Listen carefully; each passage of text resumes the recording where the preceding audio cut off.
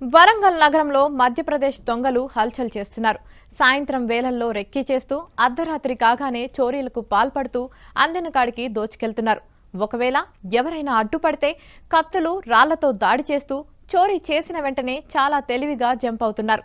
మధ్యప్రదేశ్ ముఠా ఎంట్రీతో అలర్ట్ అయిన పోలీసులు దొంగల కోసం వేట మొదలుపెట్టారు.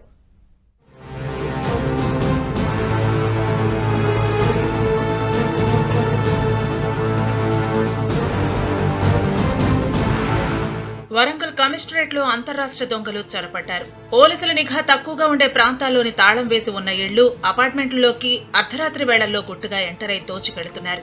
ఈ చోరీలకు పాల్పడుతుంది మధ్యప్రదేశ్ కు చెందిన దొంగల ముఠాగా గుర్తించిన పోలీసులు వారి కోసం బృందాలుగా విడిపోయి గాలిస్తున్నారు. ఈ ముఠాలో 5 సభ్యులు ఉన్నట్లు భావిస్తున్నారు. మడికొండ, కేయూ పోలీస్ స్టేషన్ల పరిధిలో చోరీలకు పాల్పడింది ఈ ముఠానేనని అనుమానిస్తున్నారు.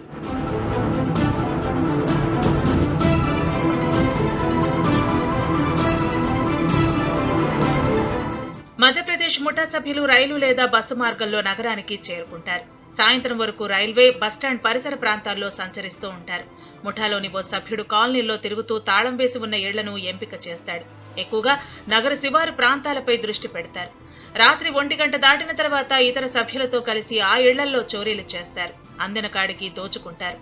రాత్రి కాలనీల్లో సంచరిస్తున్న సమయంలో ఎవరైనా ఎదురుపడితే కత్తులు, రాడ్లతో దాడి చేస్తారు.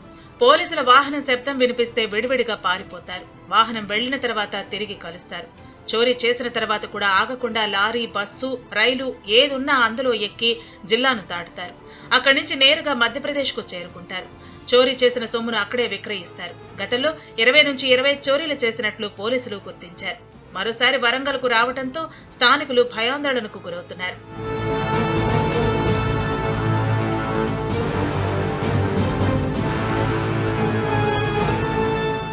ప్రస్తుతం నగరంలో మధ్యప్రదేశ్ కు చెందిన దొంగల ముఠా సంచరిస్తున్న నేపథ్యంలో ప్రజలు అప్రమత్తంగా ఉండాలని పోలీసులు సూచిస్తున్నారు.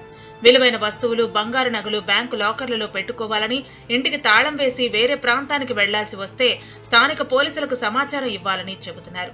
ఇదిలా ఉంటే నగరంలో పోలీసుల గస్తీ సరిగా లేకని అంతర్రాష్ట్ర ముఠాల ఆగడాలు సాగుతున్నాయని స్థానిక ప్రజలు ఆరోపిస్తున్నారు.